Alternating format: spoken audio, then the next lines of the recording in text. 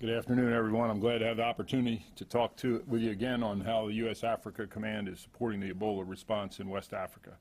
As you know, the President's made very clear that containing the spread of Ebola is a national security priority, and we have made significant progress toward this end as part of a comprehensive U.S. government effort led by the U.S. Agency for International Development.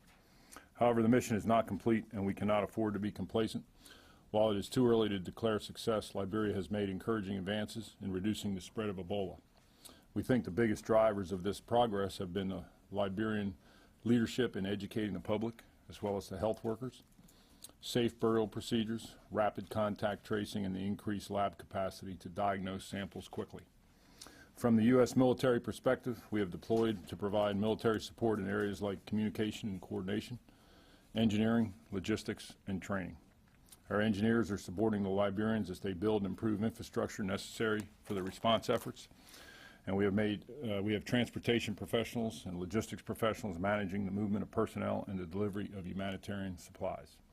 Our military medical personnel are supporting the training of medical support staff for the Ebola treatment units, and the commanders of our military forces are assisting in the Ebola response. Currently, Major General Gary Valesky and previously Major General Darrell Williams have ensured our service members were taken care of before, during, and after deploying to support this mission. We continue to do everything in our power to address and mitigate potential risks to our service members, civilian employees, contractors, and their families. In the end, our equipment, training, procedures, and most of all, the leadership and discipline of our personnel will help to ensure that our team accomplishes its mission and keeps our nation and fellow citizens safe.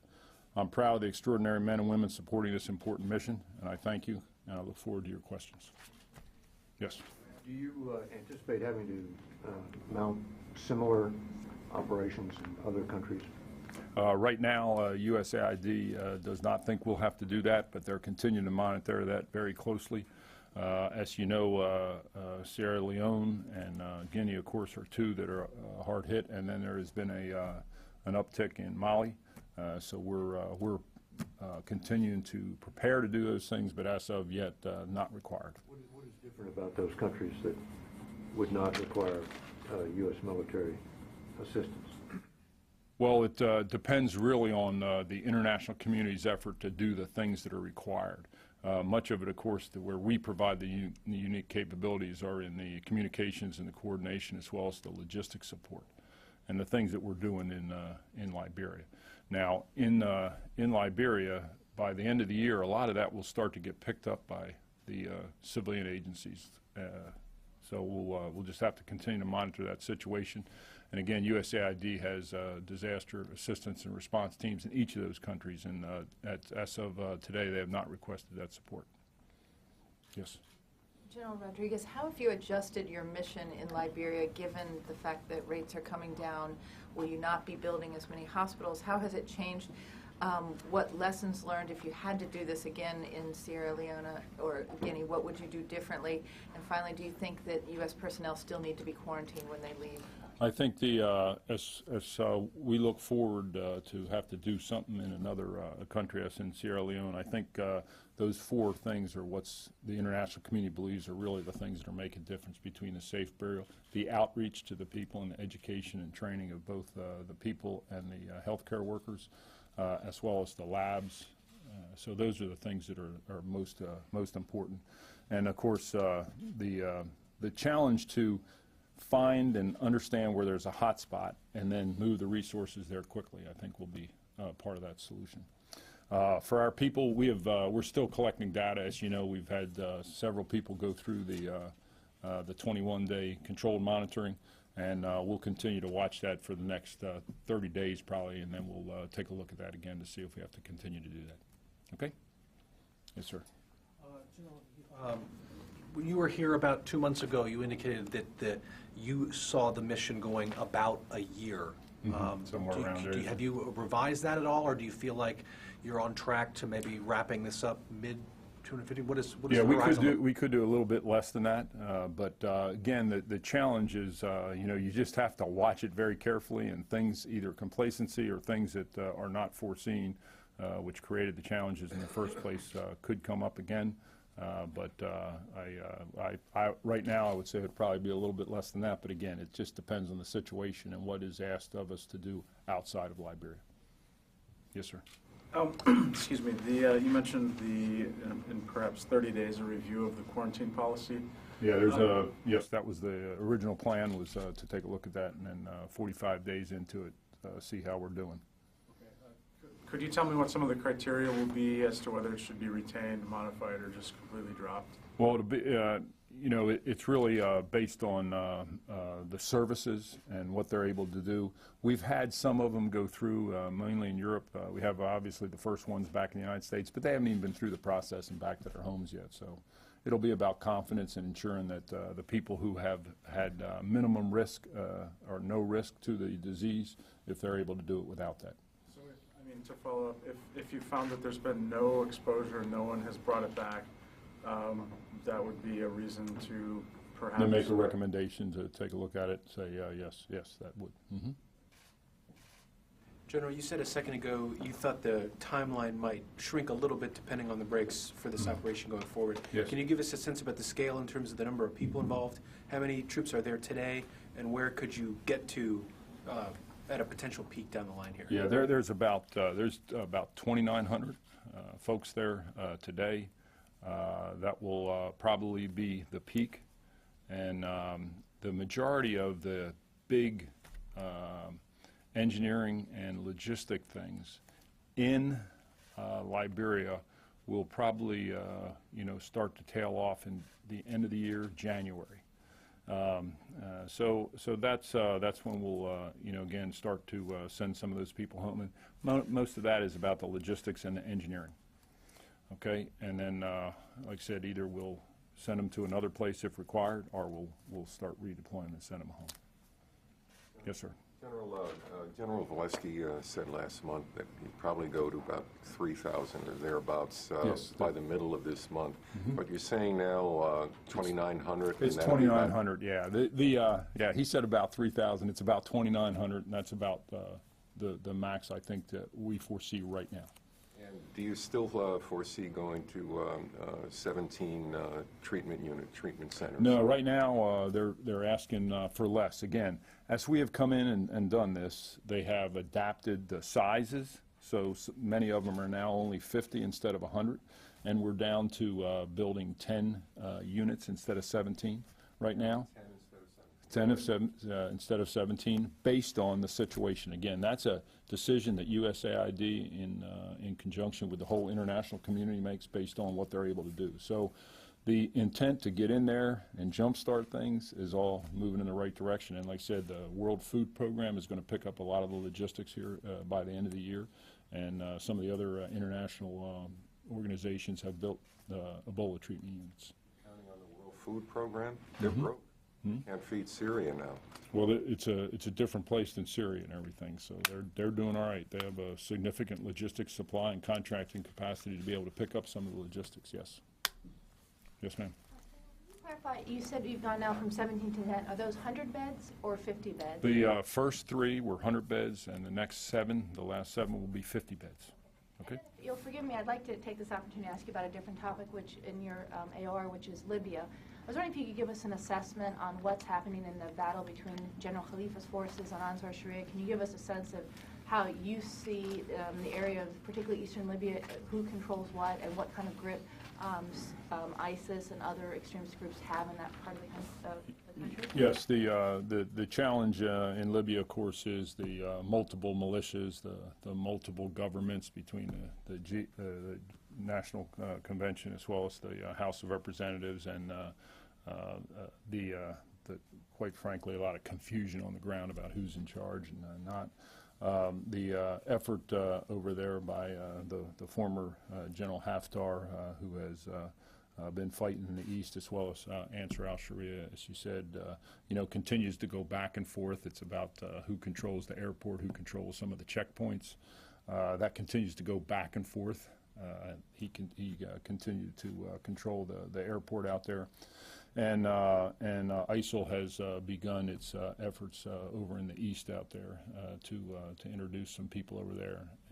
But we'll have to just continue to monitor and watch that carefully in the future to see what happens or whether it grows unabated. Follow up quickly. Control the airport, you're referring to Benghazi Airport. Yes, yes. And one of the things that we've heard is that ISIS has started to move into western Libya around Tripoli. Is that something that you're seeing as well? We'll continue to watch that. There's the intelligence community has mixed reports on that right now, but we'll continue to watch that. But most of it is over in the east right now. Can I follow up on all of that, please, sir? A couple of things. Libya, in the east, what's your assessment of how many, what kind of ISIL fighters you're seeing in the east? Do they have a network? Like, are you seeing command and control, or are these just stray people wandering in? It's mainly about people coming for training and logistics support right now for training sites, and that's what we see right now. As far as a huge command and control network, have not seen that yet. So you're seeing ISIS training sites in eastern Libya? Yes. A ballpark figure? No, the numbers are somewhere around a couple hundred is the estimate. But again, we don't have a specific, precise assessment of that right now. Can we also get your assessment, as long as you're here, on what you're seeing going on with Boko Haram as well as the Al-Shabaab? I mean, we're seeing a lot of violence from Boko Haram in the last several days. What do you think is going on with them? Al-Shabaab as well. Where are they getting their support? Do you potentially see ISIS connections to either of those? Do you see new AQAP connections? Both groups. Can you just walk us through your thinking? The Al-Shabaab effort has continued to be the same as it has been, with some from AQAP and mostly from the east, from that direction. They have continued to evolve their tactics and techniques and procedures. So the improvised explosive devices, and while the number's down in the amount of attacks, the casualties are up. And they've, as you know, struck out at many of the troop contributing countries, of course, beginning with the Kenya effort in the Mall, but also they have continued to make attempts at Ethiopia, Djibouti, Kenya, and Uganda. And that continues to be the way that they are trying to respond to their losing of ground to the AMISOM efforts inside Somalia. And what about with Boko Haram? Boko Haram continues to the horrible attacks on the population in northeastern Nigeria, and we are working with both the Nigerians as well as the surrounding countries of Chad, Cameroon, and Niger to help prevent that from continuing to grow outside the boundaries of Nigeria. Do you see QIM connections coming in? No, there is the main connections there are very small, and not most of it still continues to be local. Now they've got a couple trainers from here and there, but there's no constant theme of who's actually supporting them. Could I follow up, please? You said you were working with various countries. Around them, yes. Doing what specifically? We help training their forces to counter Boko Haram, working with the people on the border, and then continuing to share intelligence of the Boko Haram threat that is spilling outside the borders, as in Cameroon and Niger and Chad. And if it was stopped, excuse me, I just didn't catch it, but is the search from the air still ongoing for? The search from the air is ongoing, and we continue to share the intelligence back with the Nigerian leadership, yes. And have they made use of it? They have not made much use of it, and there's not a lot of precision on where those girls are. There is just a couple of suspected areas, and it's pretty tough to get a good, solid fix on where they are, because they've been dispersed. They're in some rugged terrain, and we've just been able to get a couple, probables. That's it. And what specific assets are still being used? We have both national assets, and we also have some manned and unmanned assets. General Rodriguez, can I just follow up on Libya? Does the U.S. have military personnel operating in Libya right now? And No, we do not. Are you still continuing to search for any of the Benghazi attackers? Yes, we continue to search for the Benghazi attack network, yes. But without U.S. military? That's right, without people on the ground, yes. What train of thought I was going to ask you about Liberia, excuse me, but Benghazi, 2 years after the attack on the consulate, the U.S. consulate, this has become still a major issue with the right wing and the Obama haters, that the conspiracy theorists about why we didn't rescue. 2 years later, what assets do you have at your disposal right now? Review the bidding. If something like that happened again, what do you have available? We have the fast teams from the Marines. We have a commander's emergency response forces from the Special Forces. We have the Special Purpose MAGTF crisis response that's up in Morone, Spain. And then we have the East African Response Force in Djibouti. We also have force sharing agreements with European Command to be able to be much more responsive and quicker. And then we think we have developed an improved way to execute the indications of warnings with our interagency partners to ensure that we can move and reposition closer. We have done that 3 times, for example, into Sigonella, based on indications of warning. And then, of course, the reinforcement of the embassies, both by diplomatic security and the Marine security guards, has happened throughout the region. And we've done that in Libya, we've done that in Tunisia, we've done that in the Central African Republic, and of course in South Sudan, over that, between that time and now. So you've taken the lessons, the actual incident, and you've kind of gamed in terms of how you do it differently. Yes, in coordination with the State Department, the intelligence community, and diplomatic security, yes. On Liberia, back in October, the Army was trying to set up a communications infrastructure there, so you'd have a single operating picture of it for this desolate Yes. nation that had no communications infrastructure. Your CIO at the AUSA conference talked about sending his SATCOM teams in there. Yes. As non-technical as you can, what's the state of communications there now, so you have a operating picture that allows you to move fast to various locations? It's very much improved. We deployed some teams from the Joint Communications Support Element initially, and then followed them up with communications element from the Army, and they have a very good network in there through the satellite communications now. Will that stay in place after the Army's involvement? It'll stay in place again as long as USAID needs us to support those efforts, and we foresee at some point in time the communication infrastructure of the nation will be able to handle most of that in the future. Okay? Yes. Sir, I'd like to go back to something you said earlier to Jennifer about your investigation into the Benghazi attack. It wasn't our investigation. It was yes. The search for those who perpetuated the Yes. attack. I wonder if you could offer some clarity. How is it you're able to go after them, given that nobody really controls eastern Libya, where the preponderance of those attackers were? There's a tit-for-tat battle going on. The Libyan government has no mechanism in place to go after those attackers and arrest them, and you don't have anybody, troops on the ground. How is it that you're able to then go after them? And if you are going after them, it's a relatively small community. It seems that after 2 years there would be the capability to find and identify and bring those to justice. So I'm just having a hard time understanding. Well, as you know, we've brought one back, and we continue to conduct intelligence, surveillance, and reconnaissance in conjunction with the entire interagency and many international partners to continue to build the intelligence required to bring those people to justice. I guess I didn't ask it very well, but even with the ISR, even with the intelligence, is the challenge actually physically getting somebody, a suspect, and getting them out of Libya such that you can? It's just hard to be able to find them at a place that we'd be able to do a mission to do it, yes. Yes.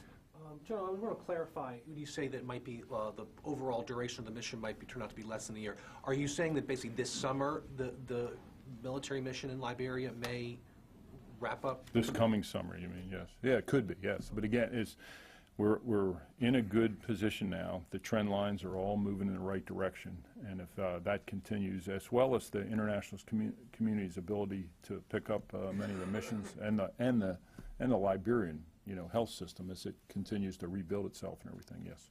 And can I, just to follow up, so basically over the past few months we're looking at fewer troops than initially discussed, which was like 4,000.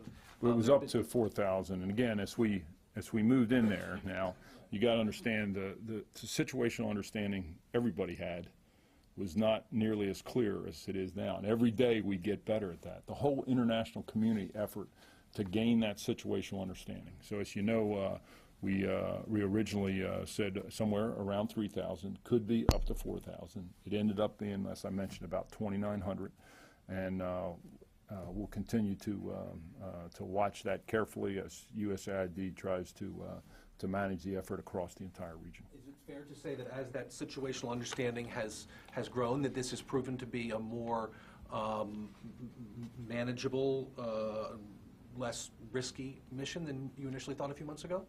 No, I don't think so. It was just really about the speed with which the international community could pick the things up that they were able to do. And what we were doing is really getting in there to help with the unique capabilities, with the speed and the ability to build stuff in places that are, not in easy to get at, easily accessible areas, and then to get the logistics support out there to sustain those efforts. Okay, and the same with the training. When we went in to conduct the training was conducted by many of the international organizations, and they were able to move out into the Ebola treatment units in those places as we picked up the training. So it's just based on the situation, how we're going to adjust over time and everything. Rodriguez, Yes. I'm unclear on the business about ISIS in eastern Libya. They're training, receiving training, or giving training there? They put training camps out there. So these are Yes. ISIS training camps in eastern Libya. Mm-hmm. The president has said that borders are not going to be a constraint in going after ISIS. Are these potential targets? Policy discussion's ongoing, and we'll see how that goes. But no, not right now. Have you recommended that you need troops or air power to Not go right after now. them? No, we have You've not. So No. you don't think you need troops or air power? We have to. We're watching it very carefully to see how it develops and everything. Right now, it's just small and very nascent, and we'll just have to see how it goes. Okay. And I assume you're talking about recruiting and training, because there have been quite a few. The flow of foreign fighters goes throughout that entire area, and we work with multiple combatant commands working the foreign fighter challenges now. So are they Libyan militias that have sort of renamed themselves as ISIS? Or are they people coming in from the outside, crossing into Libya, who you believe are, if you will, hardcore mainline ISIS fighters? I think it's just militias trying to make a name and trying to make a connection right now. So they're sort of renaming themselves? Right. But do you take it seriously that they are adherents to ISIS? I don't think we have enough information to make that decision right now. Do you have any approximate numbers? No, Number of camps, number of individuals? No. Do you see them migrating out of Libya once the training is completed to Syria, Iraq, or anywhere else? Or I'm not sure we have the understanding of that at this point. Like I said, it's very, very, a very nascent effort and a very, not a clear understanding at this point yet. Yes. Thank you, General. Can I follow up on this question with Boko Haram? The government, the U.S. military just stopped training on behalf of, At their request, yes. of the Nigerian government. And then you just mentioned that the ISR that you've been sharing is not really being used, and they're not being very precise. How would you describe the relationship? The ISR that we're flying doesn't give them precise enough data to really go after it. So they'd have to continue to develop the situation further. Because of the isolated area and because of the challenges that they see with Boko Haram, they've not been able to develop that situation further. So Okay. is there a way to make this more precise and get the data to them and It's a mixture of everything, whether it be the human intelligence, the image intelligence, and everything, and in coordination with the Nigerian military, we've not been able to get the precise fix that they desire to take action. And there's been criticisms. The Nigerian government has wanted more from the U.S. military. What more have they been requesting? Is there more that can be given? Can you just describe the relationship between the U.S. military and the Nigerian military? The relationship between the Nigerian military and the U.S. is like many relationships in Africa. They ask us for what we need, and based on what we can provide them, we do. They have challenges, of course, with human rights that we have to watch very carefully. So the 143rd who were training had been vetted and done all that and everything, but it's hard to get a unit that's properly vetted to really be able to help them. Okay? General, this has been going on for like 7 months now, this Yes. search for, you know, the American public, you get the impression it's like a Tom Clancy novel. You can track them down after a while. Can you give a feel for why this is so difficult? I mean, the terrain? It's the terrain is tough. It's mountainous. It's very, very, thickly vegetated, and again, that they're not in one place. They're in different places. They've been spread throughout the area, and so it really is like looking for a needle in a haystack. Not close at all to getting any. Again, we have a couple places that we see that could have been, could be potentially where they are and everything, but they've been unable to get up there and develop that situation any further. We have just time for one more. Luke? General, can I ask for 2 quick follow-ups? When you talked about these training camps again in Libya, when you're talking about hardcore ISIS, are you seeing any Iraqi or Syrian elements actually going in? These are local homegrown who are bringing in and training for other foreign-born jihadists or local jihadists? No, we don't need, no. Again, in Libya, you've got multiple Ansar al-Sharia strains. You've got the El Morabatin. You got a lot of different militias. You got a lot of different organizations out there. And again, I think what they're trying to do is, again, just work the label and get some kind of support and everything, but we don't have any precision on, where the people are coming from that are being trained. The second point is, much earlier when you were talking about not needing the full complement of troops for Liberia, you said they might be redirected elsewhere. Are you implying that they might be sent to Sierra Leone? Yes, it's in the region. When we got the mission originally, it was to support the USAID in Sierra Leone, Guinea, and Liberia. Focus on Liberia first, see how it goes, the rest of the thing, and respond to USAID's efforts wherever they see fit. So we could be seeing similar numbers of American troops in Sierra Leone? Or no, I think that would all be less than that 2,900 right now, because again, the major efforts in Liberia for the military will end here in December, January, as far as the huge logistics piece and the engineering piece, which is taking most of the people. Okay? Okay, thanks, Thank you. everybody. Appreciate it.